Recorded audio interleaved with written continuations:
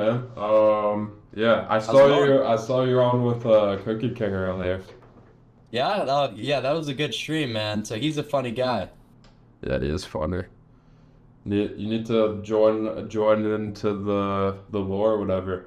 All right, man. Yeah. So I got a couple questions for you. I think that the looksmaxing community is definitely pretty fucking interesting. And you've definitely carved yourself out a cool little niche here with what you're doing. Definitely different than some of the Yep. other looksmaxers. I guess first and foremost, I'd like to ask you, what is your overall goal? And I think obviously like it stems from your own personal journey. I think you called it an ascension. So kind of explain how that came about. Like when did you realize you needed to look smacks? And then you're obviously preaching it to other people that they should do the same. So why do you believe that that's the best course of action? So I'm a very logical person, right? When I Mm-hmm. look at things, I don't do things for cope reasonings like, getting women, whatever. That was never the goal with looks maxing. I'm a very numbers driven person, and I realized the disparities between, ugly men with things like prison sentences, with things like annual income. And I realized that not looks maxing was just leaving gains on the table, and kind of detrimenting my Playing life, right? games. So Mm-hmm. so yeah, really, like it was always about things like life optimization. So the people who looked max for like things like girls, it's completely absurd to me. When I mean it works to looks max for girls, sure. It's a nice little benefit. But when you look at, just the areas of life that you're improving, you're able to do things like social media once your looks maxed. People Mm-hmm. are going to treat you better. These are all things that are much more important than women, right? No one gives a fuck about women. You could get women based on other arbitrary things like charisma, like social status, whatever. But looks are gonna get you a whole different package. You're gonna be able Yeah. to really optimize your life with looks maxing. So that's kind of why I logically applied it to my Something life. like that. Is there like a fucking filter on this? The fuck? I don't know. It's Well, good, man. I think there's like some sort of filter. Okay, so yeah, man. So it seems like you're definitely interested in, improving your quality of life. But something I noticed about you, you talked about, getting Lafort 2 surgery or something along those lines, right? Yeah. So obviously that's like quite an invasive sort of thing, right? And so when we look at looks maxing, I'm thinking, okay, how can I look better? Because it's going to improve, quality of life, sort of like the gym, right? You feel bigger, more confident, whatever. It's kind of the same thing. But when does it become like a bit of an issue here? Because, like, obviously, you know, in my opinion, right, God created you, and that's, you don't have to settle for just, the stock standard. You obviously try and improve yourself to the best you can. But when you're literally cutting open your face and, putting in implants and things of that nature, like, I don't know, man. It seems like what's your opinion on that? I think I understand your opinion, but what is it like too far if ever? So when you look at like going too far or whatever, the only issue I see with doing these maximally invasive surgeries is the fact that there will be a mindset that it's never going to be enough. And this is common amongst a lot of people. The reason it's not an issue for me is I'm very reasonable on what's accomplishable and what's out of reach. And the more I see about looks maxing, the more transformations I see, the more I experience myself. I realize that there's really not much you can change outside of things like your skin quality, things like your haircut, because like you said, God made you a different way. So to kind of like interfere and mess with these details that are so built into your skull, like the way you develop.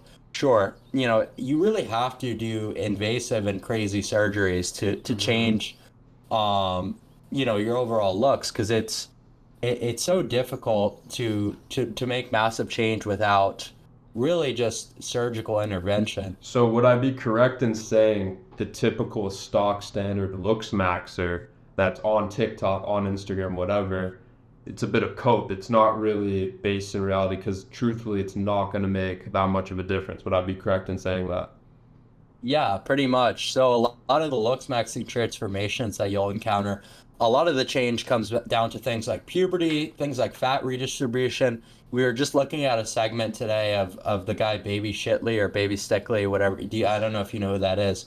I do, How yeah, I Cookie do. I know Cookie because of King you.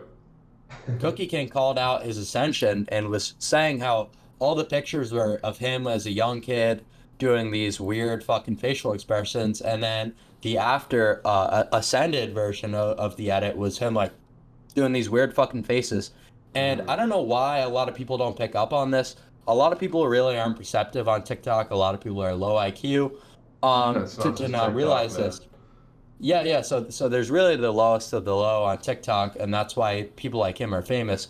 Uh-huh. But all the change is really attributed to things like lighting, things like puberty. There's not actual really looks maxing that occurs. I see. Okay, so for someone who's kind of new to this, are there any valid, I think you call them like soft maxes, like something you can do where it's not that invasive and you just want to look better and it actually works, right? There must be something you can do. Yeah, certainly. So there is stuff that you could do. So things like your coloring. The coloring is a thing I talk very extensively about. I talk about how much a tan is going to improve, your sexual preferability with women. We could reference studies for this. I talk about undertones. These are all very legit things. But in terms of things like, how far apart your eyes are, your mid-face ratio, whether your jaw is forward grown or not, these are the things that can't be influenced by thumb pulling and stupid fucking methods that you encounter on your For You page. You could really only change surface level things. I see. These surface level things can have a pretty serious impact if you're someone who's covered in acne. Softmaxing is going to change your life in a very significant way. But if you're someone who's already lean, who's already got a good tan going, who's already got excellent skin quality, excellent haircut, you're not, and you have a recessed jaw, you're not going to really be able to looks max without surgery, right? So soft maxing is certainly legit, fixing your health indicators, all this shit. But a lot of people are soft max by accident. Not everyone has acne, right? You've probably never had acne in your life, so like that area of soft maxing, what's possible for you to ascend, like in terms of PSL, someone else might be able to have more of an ascension because they started lower than you, Yeah, hold on. right? Can you hear me still? Yeah, I could still hear you. Okay, yeah, my screen went like fucking black for a second there. Okay, yeah, we're back. Okay, so I want to hear a little bit about you personally and your journey. So, like, when did you start looks maxing and looking into all this? Because this is something, I mean, you've definitely talked about it before, but I feel like, the people want to know because you have a very different mindset. And truthfully, bro, if I'm looking at it objectively, I feel like a little bit of kind of like the stuff you say is just influenced with like it's like rooted in truth, of course, but like the extreme you sort of take it to and like the certainty of like what you say, it's like a little bit rooted in like maybe your age a little bit. Because, bro, you're only 19. And something I noticed you said, oh, like taking gear at 14, that's valid. We had a laugh about it. And like certainly that can make you look like more masculine if you do it properly. But something else it's doing is it could potentially change your brain chemistry, right? And it's like without your brain, doesn't matter how good you look, that's really all you have. Because if you're a hot guy in a vegetative state, you ain't getting no bitches. You ain't, you know what I mean? You're not getting that benefit. You know what I'm saying? So point is, obviously that's extreme. Right. But point is like a lot of this stuff can affect your brain chemistry. I'm wondering kind of how it was for you at a young age, kind of using some of these peptides, SARM, steroids, whatever. I don't know exactly what you took to get to the point where you're at today. So yeah, when we talk about kids doing roids, certainly there's things like lower impulse control that are linked to cycles, but you really have to be careful with like hyperbole when you say things like that could put you into a vegetative state Oh, because no, that's no, no. obviously That's not what I was saying. I was saying, right, our brain is all you yeah. have, and I was making the comparison, right? If you're really attractive, what good is Mhm. it if you're, you know, your brain doesn't function is what I was trying to say. I wasn't trying to say steroids do that. Right. Right. So I mean, there is certainly that aspect. In the presence of estradiol, testosterone at moderate to even mid-level dosage, we're talking about a reference range of 300 to 500 milligrams of testosterone. As long as there's a presence of estradiol, that's going to do minimal, have minimal impacts on your brain. We talk about things like 19-nor. We talk about things like tren. That's certainly fucked for a young guy to take. Even a guy my age, it was certainly fucked to use trenbolone, right? I'm fine doing the crazy thing, but what I talk about with kids who are going through puberty, I'm talking about testosterone. I'm talking about HGH, hormones that are naturally produced in your body. You're kind of just putting your body into overdrive in the key years of development, and I will 100% stand by that take. It might be a bad idea to promote it, whatever. But why would I be disingenuous and not tell people the things I did? These are the exact steps that I took, and I'm telling people that it Yeah, no, worked for me. 100%. So I'm not even really necessarily criticizing you. I just want to see where you're coming from because I feel like yeah, yeah, a lot of people, because if you understand that, you know, people can't take you out of context. Like they fully get the gist of like what it is, right? Because like, you know, if yeah. you just say like a blanket statement you see in a 2 second TikTok, they might not understand where it's coming from. So that's why I asked that question. But where did your whole journey like start? Like what like inspired it? Where did you kind of, you know what I'm curious, did you see like a magazine? You're like, oh, I want to look like that. How do I do it? You know what I'm saying? So we were actually just discussing this right before you came on. Oh yeah. I've always been a gym guy, right? So I had a sick home gym growing up in my house. My dad was really big into lifting. My mom competed. My mom used to do shows, so they were always having me lift since I was about 12 years old. And I got really into it, right? So I started posting on forums. I'm posting on bodybuilding.com, same time as my dad. So a lot of these fitness boards, were black belt. They had PSL influence. And I was hugely physique pilled, right? All I would talk about was getting gains. I didn't care if I was eating McDonald's every day. I was dirty bulking. I didn't care that I was getting acne from the dirty bulk because I just wanted to get as big as possible. But as the years went on, this was about 2022.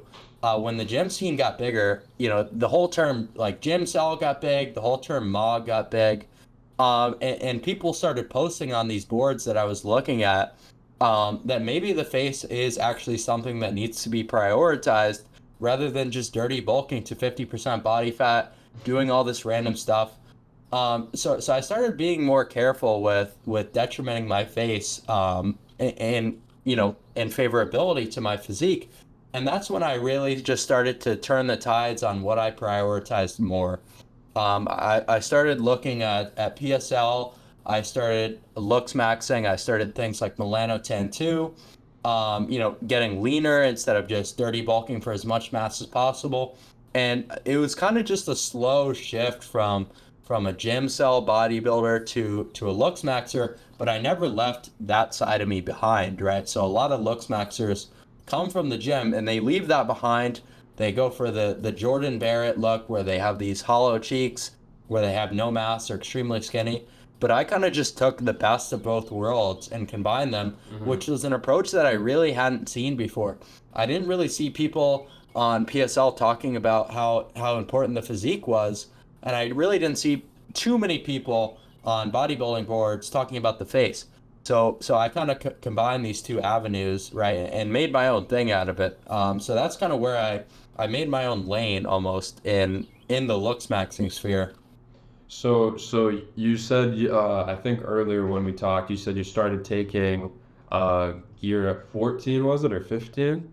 Yeah, so 14, about 2 months before I turned 15.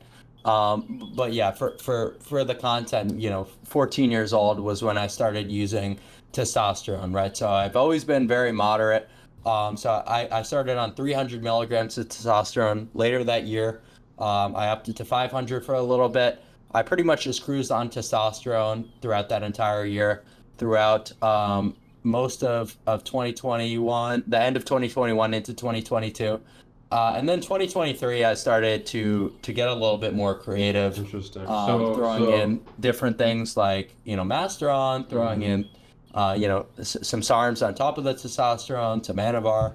Yeah, so this Um, is particularly for my community, this is like really interesting because like I'm obviously like in the gym community like more so. I want to figure out more about like looks maxing and stuff, but when I was in high school, I didn't like work out or anything. Like I didn't start working out until like I was like 17, so like end of high school.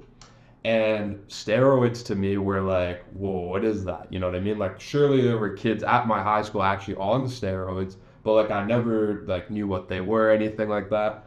So when you were a 15-year-old on testosterone walking the halls, like, did you tell anyone? Did your friends know? Were your buddies on it? Like, how did that work? You know, were you allowed to play sports? Like, what were you know what I mean? Yeah, so I've always been very open about my usage of everything, right? So, but the issue with being super honest right off the bat, you tell someone you're on 300 milligrams of testosterone, they want you to look like Ronnie Coleman 8 weeks from That's now, very, right? yeah, that's a great point. Yeah, yeah, yeah, 100%.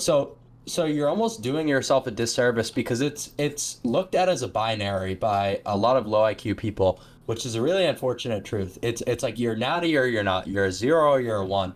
When the spectrum is a lot more nuanced, right? Yeah. So you have these guys like Sam Sulek, that are huge, but people don't realize they're probably doing about 10 times the amount of gear that I'm doing right now. So the Hmm. fact that I'm in the same one category and someone who's not taking gear is in the zero, it's absolutely wrong. The spectrum is completely incorrect. Yeah. So people would expect me to be bigger than I was, but I made slow and steady gains, right? And I'm a taller guy. I'm sure you know how it is as well. I think we're the same height. You really have to put on a ton of fucking mass to even look similar to a natty guy who's maybe 5'10". Yeah. Like it's quite brutal. So like, when I post videos, like just rest because I don't give a fuck about posting myself in the best lighting, whatever. I post myself all the time just because I don't give a shit about a comment saying I'm small. When I'm in a regular t-shirt chilling, taller guy, even though I'm roiding, it's really hard to have that like the wow factor that the influencers do when they're 5'10" and perfect downloading, shredded to the Yeah, gills. 100%. Especially because it's a bit of the aspect of like how much you're putting into it. So if you're using like a maintenance dose of testosterone for like lifestyle purposes, people don't understand this is what like just random like CEOs are doing so they can bench like Right. 225 and like fuck well, right? They're taking that amount of Yeah. testosterone. It's not the same as taking Like fucking Bezos. Yeah. yeah, exactly. It's not the same as taking like 3 grams a year and just meticulously tracking your macros because you're probably not like eating. I'm not saying you eat badly. I don't know how you eat, but like you're probably not like meal prepping like super hard and just making sure every single thing is ticked off. I used to work out at a gym Right. called Pure Muscle and Fitness. This is one of the biggest bodybuilding gyms in Canada. And it's like these people, their whole entire life is the gym and they look great. Like their body reflects their work, but like they have nothing outside of that, which is fine. That's a choice they made. But if you want to be excellent in say business or whatever, like even if you like want to fucking go for runs or do an Ironman, you're not gonna have that level physique, right? That the people online are expecting. That's really interesting though. Um, just Yeah, so it's like that's why I've always liked guys like Sush, who are actually having fun and living a life, and having sick physiques. Because like you just said, if you're some loser who's meal prepping every fucking thing, never going out, and you have a better physique than me, it's like cool, but your life sucks. So like yeah, fuck you, you know what I mean? yeah, yeah. Like so anyway, You like have you see zero a guy like bitches. Sush.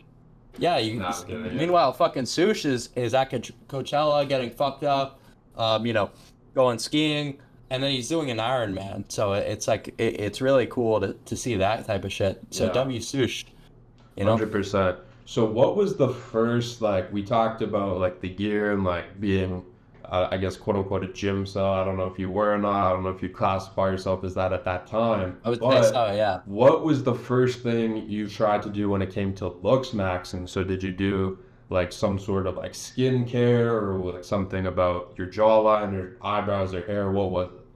So the two first LOOKSMAXXERs I got into was obviously since I was buying gear, a lot of gear sources are also selling peptides, they're also selling pharmaceuticals. So the first two things that I picked up were melanotan 2 and isotretinoin, Accutane. So I had really bad acne when I was a teenager, when I was going through high school. The Accutane was a key thing, very important part of my ascension. So I started with that, and then after the acne kind of went away, I started experimenting with melanotan 2 a little bit. And that gave me a really good ascension during the summer of 2022. So those were the first things that I kind of did, but before getting into like the more extreme, more niche looks maxes. Interesting. So with your ascension, that's kind of like I guess it's like the fitness transformations. You have like a skinny guy or fat guy, and they become super jacked and aspirational. For you, it's like you go from what like I guess like an uglier version to like a better looking version. But something I Right. noticed about the LooksMax community is you guys have your own unique rating scale. Like We I've do. seen high tier normie. I don't know like Yeah. all of them. There's Chad, right? So Yeah. with your ascension, you went from what on the scale to what are you now? What would you be currently classified as? I really don't like to rate myself because it almost feels like narcissistic. So I don't know how much I want to engage with that. How But about something you get on average? What would the average person say? so I would say that people usually tend to rate me around like high tier normie would be the app. If I took the average of every rate that's on the internet, Hmm. I would say it's probably that. It's probably high tier And normie. so on a So number above. scale, what's that? So that's right around a 6 out of 10 facially. If it just Interesting. decile, they don't convert completely, but 6 out of 10 would be my closest conversion to decile. Interesting. So fuck. Yeah, no, because I see the ratings, right? And like, when you're just like some random person, you're like, oh, that's a 7 out of 10, that's an 8 out of 10. If they're like a good looking guy, and then I see online they're rated like a 4 or 5, I'm like, whoa, like am I like a one then? Like the fuck, you know what I Well, mean? because so the issue is a lot of people will assume on the decile scale that 7 is average, because that's how normies rate. Normies are very. I don't even think that actually, but yeah, continue. But really, you would think logically that 5 should be 5 is the average, average, right? exactly, yeah. So if someone's slightly below average in looks and you rate them 4 out of 10, that's logical, right? That's true, that's correct.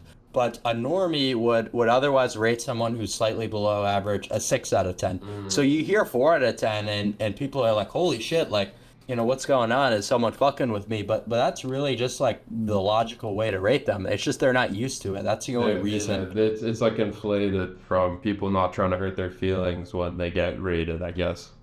Yeah, so Um, like if a girl tells you you're a 7 out of 10, she thinks you're dead average. If she tells you you're an 8, she thinks you're slightly above average, right? If she says you're a 6, get the hell out of there. She's calling the police, right? But a okay. 6 is really a good rating. Um, Okay. I have a fun game. I don't know if you're down to do it, but let's do it. could I give you like LooksMax community people and you give them a rating? Would you be down? Yeah, yeah, I'll think let's of do like it. 3 people. Go for Okay. it. All right, let's go K Shammy. I don't know if I said it Hey, right. Shami, I'm gonna rate him. I think his face is a little better than me, so I'll give him like a Chad light rating. I'll rate Shami. So So that's that's like a around a 7. yeah. Okay, okay. Um, I got it. He's in a bit of controversy recently. Marlon, what would you give him? Definitely a solid 8.5 out of 10. 8.5. Chad, Chad, yeah, very very mager. Okay, switching it We up. talk about how he's really not an interesting guy. He's not thought provoking. His streams, he doesn't really say anything of value. He's Hmm. just good looking. So if you're able to captivate an audience of that side without really any thought provoking ideas, it's all looks. So he's a Chad. He's an 8.5 out of 10, easy.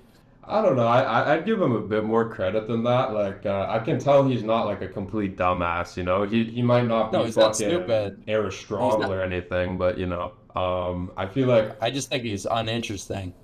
yeah, Personally, true. I don't know. I mean, That's my I'll give him a bit of credit. I used to play basketball, and he's like into basketball, so fucking, I don't know. I guess I relate to him more, but yeah, definitely agree with what you're saying for the most part there. Switching it up a little bit, his boy Lacey, what would you give him a rating I as? would give him a 2 out of 10. Really? Genuinely, How yeah. much of that is to do with like his height and build though? I'm talking purely facially. So when Really? when we talk about ratings, I'm only rating people based on their face. He is severely malformed. He's extremely recessed. He's got a bad, very narrow palate. Like there is that his face is mostly deformity, right? So there's almost nothing good about his face. So when I look at a guy like that, it's really hard for me to justify. And someone said 2 out of 10 is exaggerated. Maybe 3 out of 10, but he is severely malformed. Severely malformed. Okay. Uh, I'm gonna look at the chat, see if there's anyone. Yeah, do you have anyone else you want us to rate live? Put it in the chat. Give us some names. They said Shan. They want me to rate your No, we won't rate your buddy. No. Um, That guy's funny, man. Dude, you know, I saw a clip of you the other day. I saw a clip where you said, if you're on my team, I gotta demand absolute trust over you. This is on the Bradley Martin podcast. I film a video of you saying that word with the hard R. That yeah. had me dying. That was the funniest clip I've seen, man. So that was good stuff. Okay, people are saying Togi.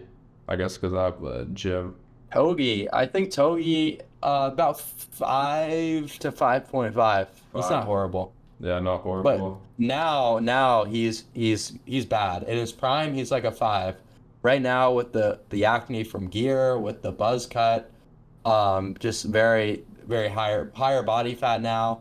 He's really pushing to down Okay, to a I 4. got I got three more that are quite good. I think this one will get clipped, especially in the UK. Do you know who Marcus Brown is? Marcus Brown. Yes, yes, I do know Yeah, Marcus the white Brown. We actually monster talk a guy. decent amount. He mugs, he mugs. I'm gonna say like he's approaching Chad. He's definitely approaching Chad. So that's like Amazing stellar eye almost area. almost eight. Yeah, yeah. Jeez, Right not even he gets bet. an eight. Fucking hell. Yeah, yeah. He mugs. Okay, James Sapphire. Maybe he's around the same as Lacey, really. So Yeah. maybe slightly better bone structure than Lacey, but horrible health indicators. Addicted to meth. So maybe around 3 or 4. Yeah, I'm pretty sure he ate his own shit as well. All right, we'll do last one. City Boy JJ, the goat. City Boy JJ. I'm gonna give him probably a 3.5 or 4. 4 out of 10. Really? Yeah, I yeah. I don't. I would give him higher to be honest, but hey man, it's I can't argue with you. You're the go to this stuff, so you know what I'm saying. I'll take it. Yeah. I also saw that you were a bouncer at one point. I actually used to Yes. work security as well. Did I have any impact on that? Because I used to make videos about it, and a lot of kids. No, no. So John Zerka was a bigger influence on that. Mhm. I didn't know you used to bounce, so no, you didn't have any influence on that. I mean, I probably would have been a bouncer either way, even without John Zerka, because I worked at a bar restaurant during the day, and then at night it required security, so I probably would have wound up doing it anyway. But Zerka, with all his pickup stuff, he kind of influenced me there. And so, did you notice anything about like male female relationship dynamics or who? Because this is where I got a lot of like my knowledge about like women and going Same. out and pickup just from like watching, right? Because the whole reason I did it, like partly it was because I was like fucking addicted to drinking. I needed to stop. So, but I wanted somewhere to park myself so I didn't like get like FOMO, and it's like a bit of money too. But also I was like, well, I get to like literally see what works and I get paid for it. You know what I'm saying? So, Right. Yeah. yeah. What did you notice in specific about like pickup, getting girls, that sort of thing? So I noticed right away that the guys who were approaching in mass volume were doing the best, right? So every night, people with the low inhibition, people that are able to go up and strike conversations with multiple different women a night, I almost always saw them going home with a woman at the end of the night. And I noticed that, and this was the observation as well as an educated guess, was so when you're drinking, it's my educated guess or it's my assumption that primal instincts really go into part, right? You're intoxicating yourself. Primal instincts are a big thing. So I think that people, biologically, women especially, are more attracted to people who are larger, people with larger frames, people who are taller, people with more forward grown skulls, like Hmm. long mandibles. So these traits are really favorable when a woman is intoxicated, right? Because you think about it, when you're drunk, sometimes you sleep with a 2 out of 10, but if she's skinny, you don't really know because everything's fucking blurry. If her eyes are too close together, who the fuck knows? But traits like, being tall, being big, those things really don't get blurred by intoxication. So they really are a huge advantage in bars, and clubs and nightlife in general, especially in a shoulder to shoulder crowd. If you're the tallest guy, it means a lot, certainly. So I was actually going to ask you about like height and getting women. To what extent is height, a necessity, right? Because obviously, if someone's 5'2", right, same face, same everything, Over. you transfer it over to like a 6 foot guy, the 6 foot guy is going to pull more. But is there an advantage to being like 6'5" over 6 foot, or like even Yes. 6'7"? Like, Yeah. where's the line So there? so being an outlier is everything, right? You're going to be the first guy who gets looked at, right? And if you're the tallest guy in a room, that really says something about you. Percentile It really wise, doesn't, other than you're tall, but yeah, I know what you're saying. I mean, I think it's hard for you to perceive, like, just because you've always been a taller guy, and we're talking about what people are going to notice first, right? You're talking about a 5'6" woman, on average, right? When she looks up and someone walks into a room, the first guy you're looking at is always the tallest guy. So if you have got a captivating face on top of that, she's not going to look anywhere else. You're the only competition now, Hmm. since you've captivated her already. You're the first person that gets looked at. That's such an advantage in nightlife, that I really don't think that anyone who's short can even really compete with. Yeah, I mean, I do agree to an extent, and I actually have an interesting perspective. So I used to play basketball. A lot of my buddies played college basketball. One of my friends runs a prep basketball team, right? And so these are guys who are like seniors and like super seniors, so they're like 18, 19. So one time, I think this was like a couple years ago, I'm like 20 at the time. These kids are like 19. We all go out, right? Take them to team dinner, and then after, they're like, okay, we'll hit a bar, right? Well, these guys are like literally minimum like 6'4". Tallest guy was I think 7'1", right? And the 7'1" guy was getting like a ton of attention from girls. They weren't even hot, but like it's like a ton of attention. So I completely see where you're coming from on that aspect and becoming an outlier. But I do feel like at times, in nightlife, and I've witnessed this as a bouncer, like being like super super tall, it can be kind of awkward to get girls, even if people are like interested in you, because like it's literally like You're you're up intimidating. here, they're down there. You know what I mean? Yeah, So so that's kind of so where you're that question definitely stemmed from. so you're definitely right. You are less approachable if you're outlier height, and the further you push these limits after 6'5", the less your approachability kind of. So I really think like there's an ideal range for height, certainly between 6'4" and 6'6". Anything more than that is going to just reduce approachability. So you're only going to do well above really 6'6" if you're very low inhibition and approaching. No girl, like you said, is going to approach a 7'1" guy. That's just absurd. Yeah, makes sense. Okay, so did you notice? Obviously, I feel like I think you mentioned this earlier, but did you notice a big difference before looks maxing, getting girls and not? Because like now, like I didn't looks max or anything, but after my gym transformation, like I get more girls, but at the same time, I always got girls. So I don't know if that's just because like I have more money now and I'm like quote unquote like pseudo famous, like niche internet celebrity, because I'm Yeah. Well, girls you're like not that really shit. niche. You're pretty big now, but I guess I anyway. appreciate that, but yeah, I mean, so like I don't know if it's because I'm more jacked or if it's like these other things, like you know what I mean. So what did you notice? So so I noticed that after I ascended, I really started only getting more compliments, right? I didn't get necessarily approached more. I've always done well with women because I've always been low in ambition. You know, I don't give a fuck. I'll go up to every chick in the bar, to get laid. You know, no matter what my looks package is, I'll literally go up to every girl until I could get one that's gonna go home with me. And I've always been that way before I ascended, whatever. And I've never necessarily been bad looking. I hit an early growth spurt. I was always the biggest guy in rooms because I started roiding early. So my main facial flaws were just having acne and being high body fat. I really didn't look too much different than I do now.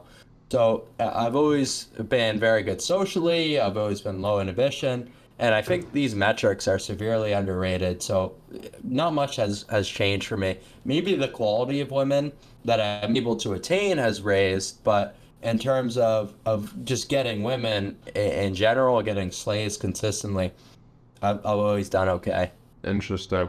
So you're 6'2", right? Is that with shoes or without shoes?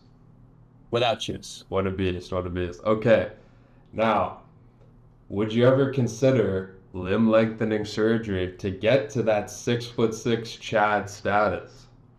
Yes, I've definitely started making inquiries about that. It's a little bit out of the price range, but no price issues. Absolutely. If you could give it to me for free tomorrow, I would be on a plane to another country, right? It's very difficult to afford, limb lengthening, being that it's about $100,000, Hmm. but I would absolutely LL max within this year. Interesting. Well, I do have a question about that, right? Because we talk about taking things to extremes, and Sure. obviously, like we said, like height's important, but it's not everything, right? And so I feel like when you're taller, right, it's kind of giving off this sense to like girls or like whoever, right, that you're like more masculine, you're more of like a protector, right? But if you have your legs surgically altered so that you're taller, I'd imagine that they're a less effective tool in something like combat. Like I don't imagine if your legs are like not like literally like stilts, like they're acting at stilts, like you would get like probably your ass beat, right? If fucking someone tried to fight you. I don't know. Yeah, Plus certain. the long recovery. So does So that you're like definitely bother right. you that you'd be like less capable? Like let's take it away from fighting. Like if you ever play basketball at the park, like that would probably be affected. Running, things of that nature. Like is that a consideration that you make? I guess it must be, but does it outweigh just being a 6'6" Chad in the bar? So I think about what my life is and the activities that I do. I don't put myself in situations that I'm really fighting that often.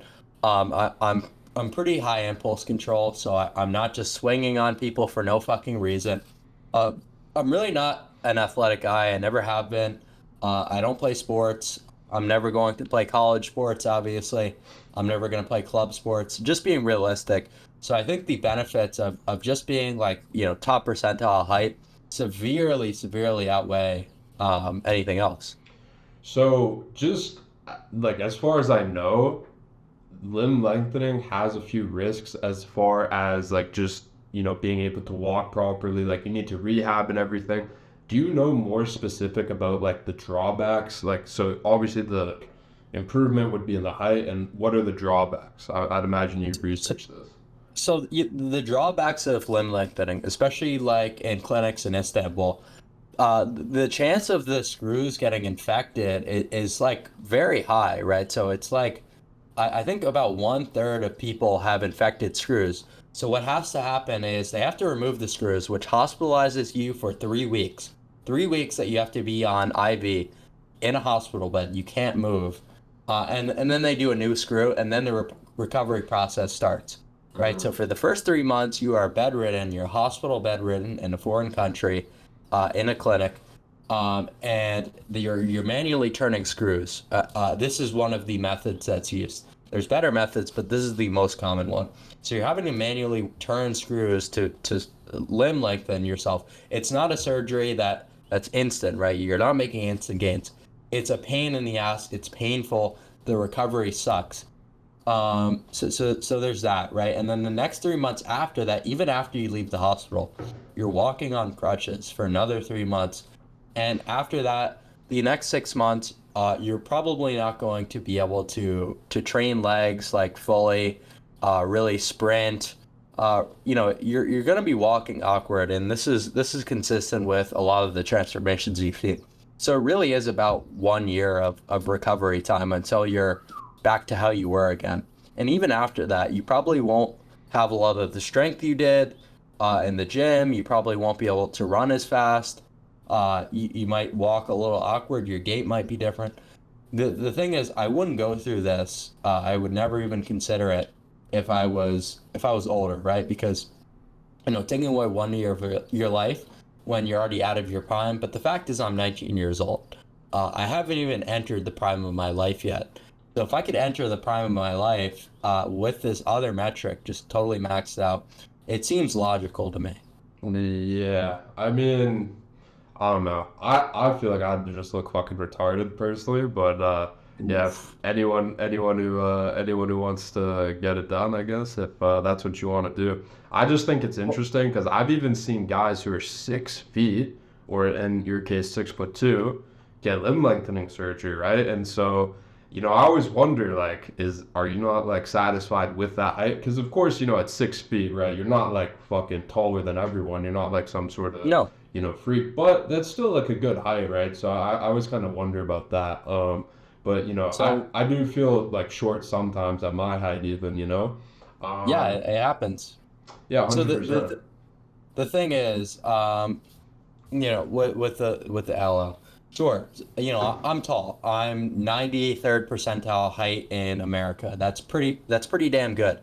But like when I go out, sometimes if there's people that are taller than me, some 6'6" outlier, even if their face isn't as good as mine, like it kind of just almost ruins your night. It's kind of like neutering to stand next to somebody. Like it feels like you're literally being neutered to stand next to someone who's bigger than you, right? So you almost want to limit that exposure. That's just so night ruining.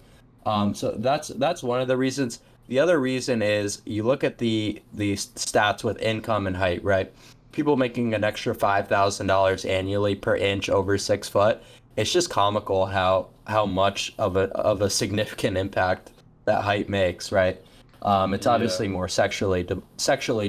desirable. So just weighing the pros and the cons. And LL is not something I'm dead set on, right? This is just, me thinking about it, me making considerations. I don't have any appointments in foreign countries for limb lengthening.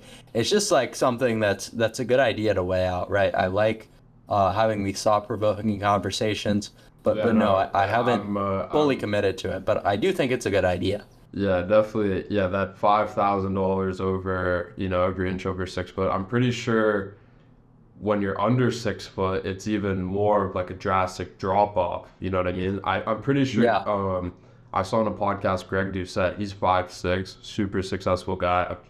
Met him and yeah, but everything. He you was. and Shan standing next to him, man, that was hilarious. I mean, yes and no, bro. Because what I was gonna say is like the thing with like guys like Greg is like, yeah, he might be short, but like he controls the room. Like he has like a presence in the room. And like after meeting him, people were saying, "Oh, you look like taller than him in the picture," and like that's whatever. It's funny how short he looks, but like I'm like, bro, if you were there, like you would kiss his fucking ass. You know what I mean? This guy's a millionaire, super successful, super charismatic. So I almost feel like in a sense, like it's not as big a deal as people make it out to be. And like something that I noticed you said it's kind of night ruining when a guy is taller than you, bigger than you. or whatever, even if they don't have like as nice a face or whatever. But I feel like like with time, bro, like you won't even feel that way because you'll be like more secure in yourself because of the things like you've accomplished in your life. Like the thing is like with Greg, right? He doesn't give a fuck. Like the most desirable thing like a chick could ever want is a guy who just does not give a fuck. You know what I mean? They're super confident, super sure with themselves. But the thing with Greg is he's old, right? He's achieved a lot. If you don't have a lot of achievements because of your lack of time on this earth, then of course you're gonna put more stock into things like your height or your physique or whatever, just stuff that people can like immediately identify. But like a motherfucker Sure. like that who's like super successful, like bro, Jeff Bezos doesn't give a fuck that he's like 5 foot like 4 or whatever he is. You know what I mean? He's fucking Jeff Bezos. You know what I'm saying? Like Yeah. at the end of the day, I can mog him, but like he's fucking Jeff Bezos. You know what I mean? So it's like who gives a fuck at the end of the day? But I mean, I feel like, using that line of thinking, like we're talking about top 0.0001 of people, obviously. Oh, When we use okay, examples but like even Jeff even Bezos, you know. even like the Greg comparison, like Greg isn't anywhere close as wealthy as Bezos, but like I still felt that way, you know what I'm saying? And like you meet guys like that is what I'm trying to say, like in your everyday Yeah. life. But So I there's certainly can definitely see. all I'm trying to say, bro, is there's two ways to Yeah. look at it. But yeah, like definitely, height's one of those interesting ones because it's one of those things like it's hard to change, like you can change it technically with this surgery, but I feel like it's a touchy subject for some.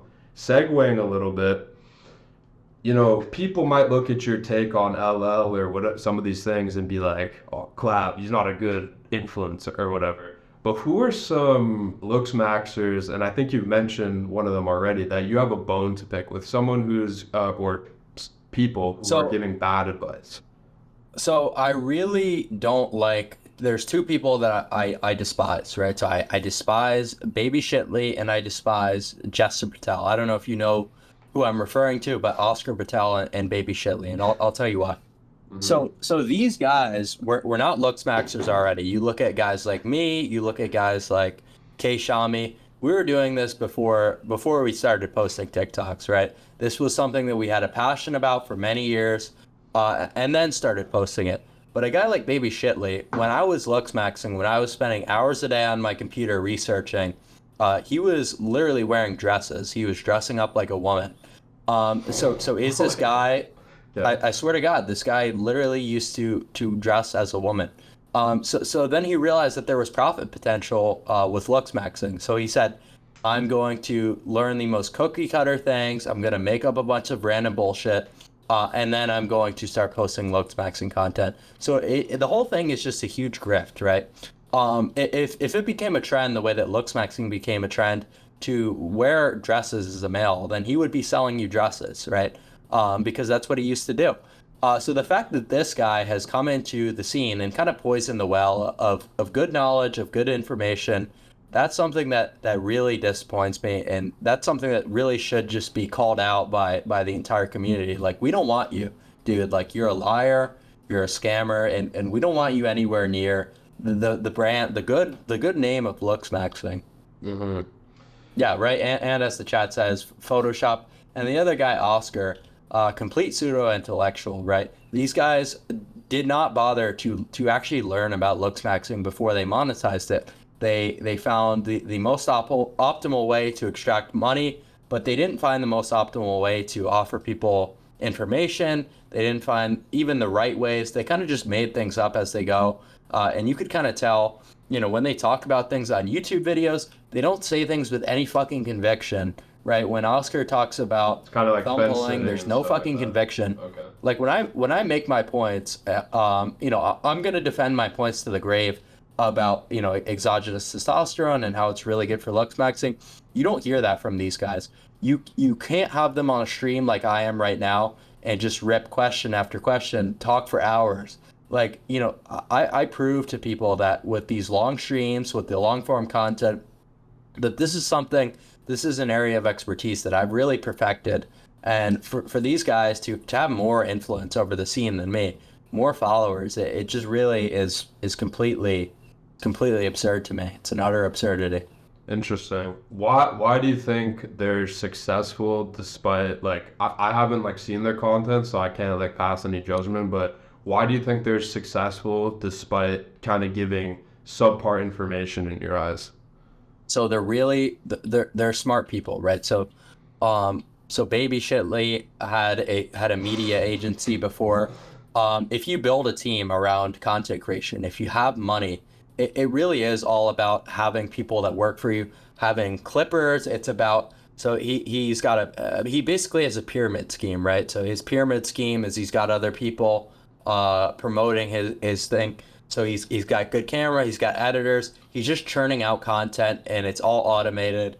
This is how you have to go about things. If you're a guy making perfected content on your 720p webcam, you could be giving people gems. You could be dropping gems at their feet and you'll still get mogged by people who have edits, who have flashy shit on their screen, perfect B-roll clips.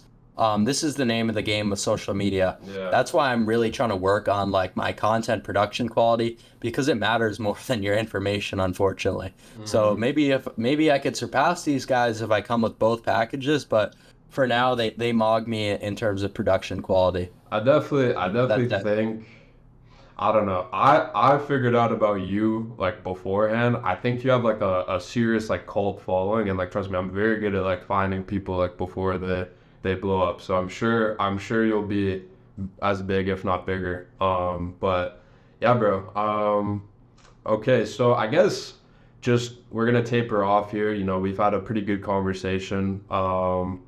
Talked about some cool stuff. I just want to know, is there anything in particular that like you want to say about like the Looks Maxing community that you could kind of, give some wisdom to maybe my community, the gym community, something that they should be prioritizing that, maybe they're not, as my audience is mainly gym cells? What would you say?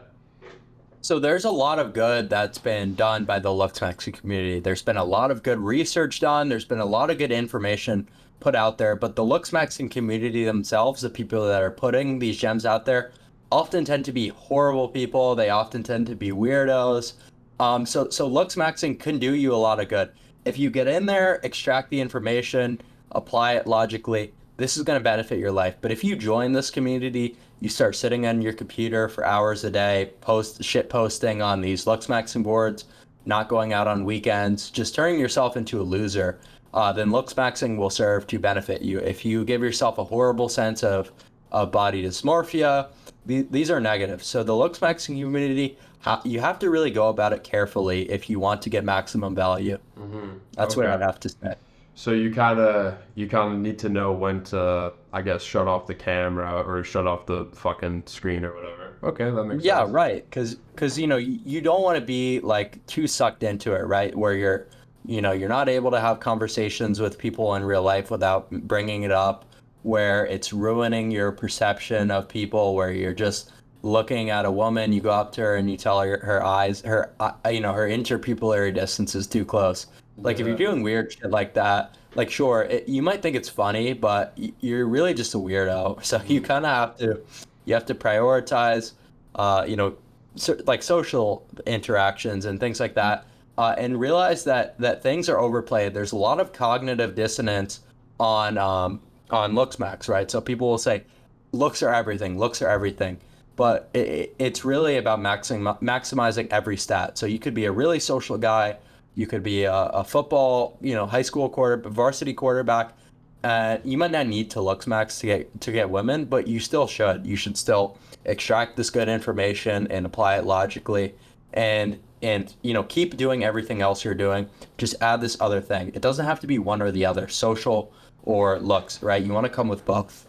Okay, yeah, makes sense. All right, so now we'll open up the floor on my chat, and I guess your chat as well. We could take turns to a Yeah, couple let's go. questions for maybe about 5-10 minutes, and then I'll let you continue your stream. But I felt like this was a pretty good interview. Like my whole goal with this, like if you I've told you this already, but like I just really want to like understand this whole community and stuff, and like I feel like obviously I have like some differences in opinions, but it's more important to like understand where you're coming from, right? Because what happens a lot of times when people don't understand things and they have a different perspective, they just start like hating, you know what I mean? But like that's never I mean, if you just look at politics, like that never fucking accomplishes anything except getting you like more upset and more riled up, right? So Yeah, I think this was a fucking good conversation. So for my Yeah, chat, we got 326 viewers in the chat currently.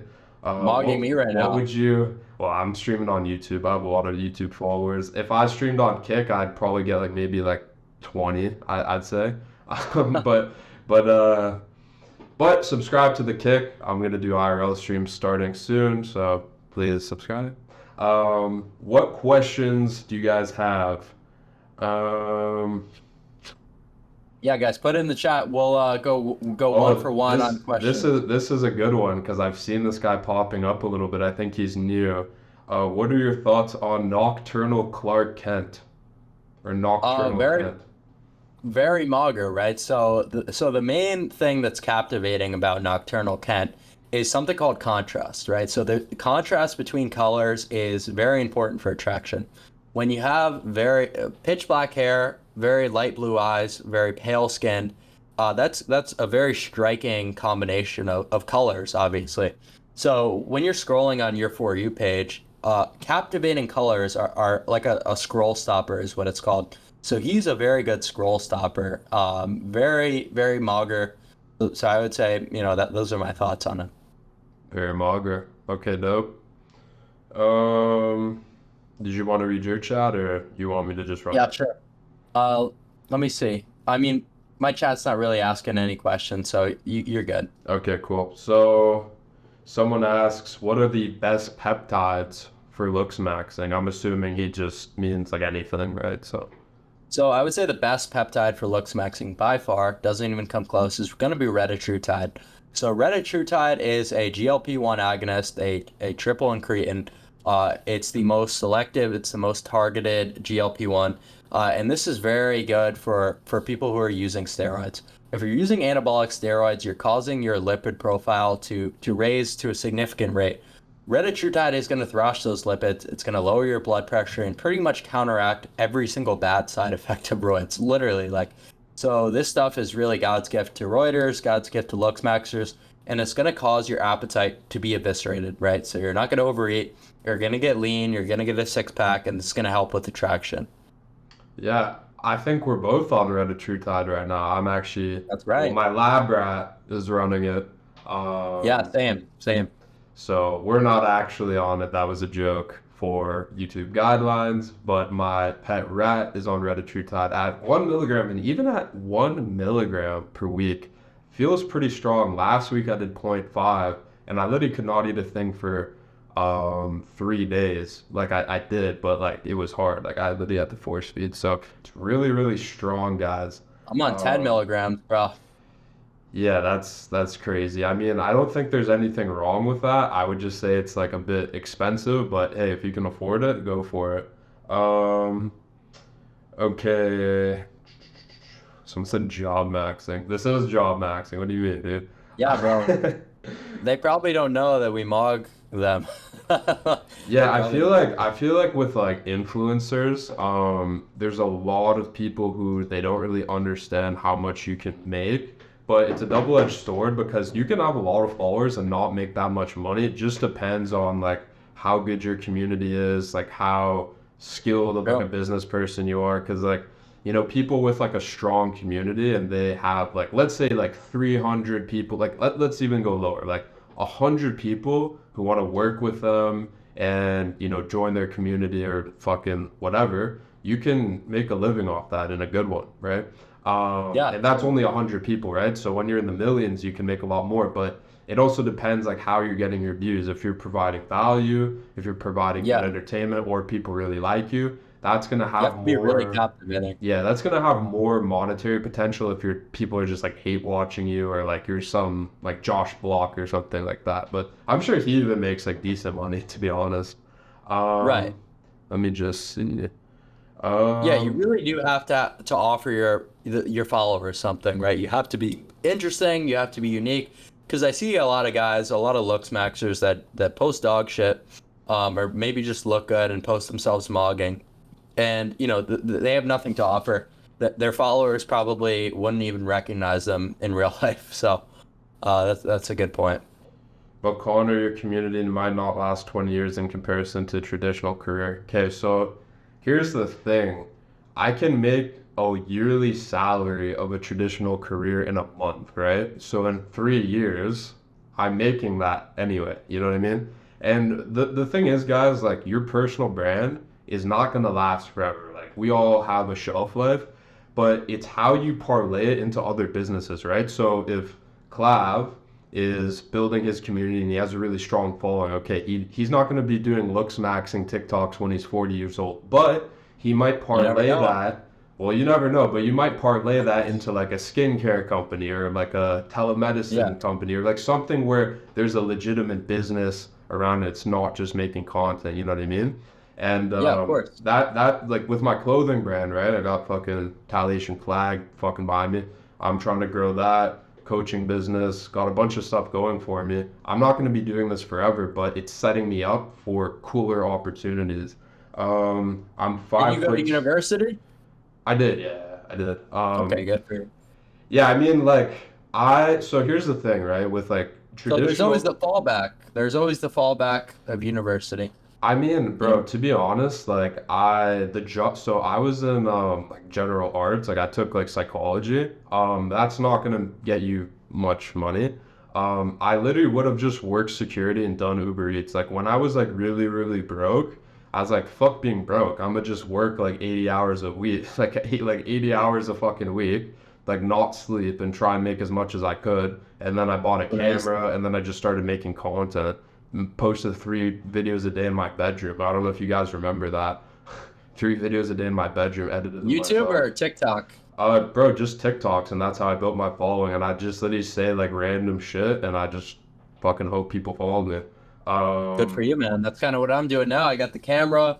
This is just everything's in my bedroom. Like it's literally set up right here. So, Okay, someone asks if you're under 5'8", is that an excuse for not getting girls? um, yes, yes, I would say so. You have to have a really, really good face at 5'8". 5'8" tough, man. That's below average.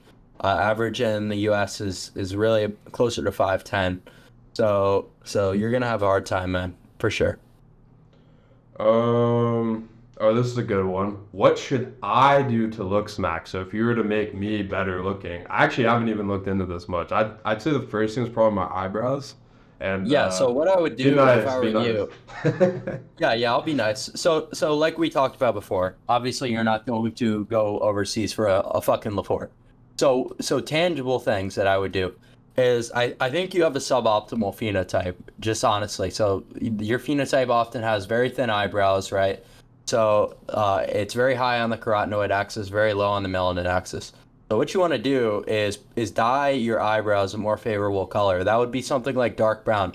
You have hair follicles that are growing here, but they're just not colored properly. So dye would ascend you massively. I think you could even push things a step further, and even dye your hair to a more favorable color, like dark brown or something. I've 'Cause I actually do. I've actually done that before. I did look better, but I'm lazy. Yeah, I get it. So I would definitely consider color maxing with dye. So And then should I get a tan too? Because I'm pale as fuck, bro. yeah. So there's an interesting axis that not a lot of people know about. It's called the carotenoid and the melanin axis. So where you sit right now, so you see how your skin is glowing very red, your entire body. You're very high on what's called the carotenoid axis, Hmm. and as a ginger, you're very low on the melanin axis, right? So Okay.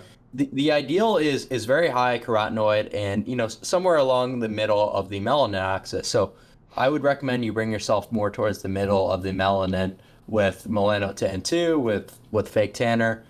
Combining this with dye is gonna send you to a massive degree, like literally. Okay. Well, yeah, I'll try it. Yeah, I can make a video about it. Be like, yo, this guy made me a fucking looks max. Yeah, Um, I would appreciate that. um, But anyway, man, is that all we got for today? let's I just was let's all just do like let's just do like one or two more. right. We'll do two Um, more. and yeah, but yeah, my chat isn't even asking any questions and just they're asking if it's satire. So one thing I want my chat to understand is like I want to get like people on the stream who are interesting and think differently. Like I don't want to have like a boring ass personal brand where all I do is like talk about bicep curls and like fucking eating protein. You know what I mean? Like this guy is in a different community, but it's kind of linked to bodybuilding in a way because it's we're all trying to improve, right? So I think chatting with this dude is definitely pretty fucking dope. It's not satire. Obviously, some things you might not agree with, but yo, that's the beauty, right? When Yeah. you watch a video, you're not supposed to fucking agree with everything because you have your own unique perspective. You know what I'm saying? And you can let me know in the comments down below. Um, Right, and I'll and always be able to defend my points logically. So if anyone wants to have a discussion, I'll engage any point of view in extremely good faith. I know where I stand because I've done a ton of research. You know, I have a very well-founded opinion on a lot of things. Like these aren't guesses that I'm making, guys, but you know, I always appreciate dissonance too. okay, So, you know, last one. Actually, no, two sure. more. So this one, who is like a 9/10 out of 10 according to you? Like, would there be an athlete, model, actor? Yeah, I would say that Tyler Mayer, if you want to look that up, is definitely probably one of the best, and Sean O'Pry are the two that I usually would say are the best looking people. Just because of strikingness, just very mager people overall. So I would say that those two are probably close to perfection. So Okay. what do you guys think about that, chat? Do you guys agree? Tyler Mayer is 6'5", pretty good physique and excellent face. Just the whole comes with the whole package. Extremely mager. Does sugar and milk together stimulate IGF-1 and HGH?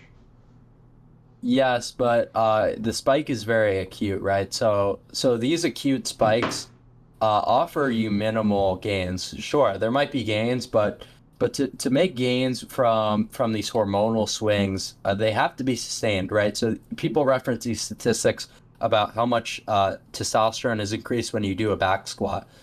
They'll say, oh, it increases by 40%, but that acute spike is going to do really fuck all.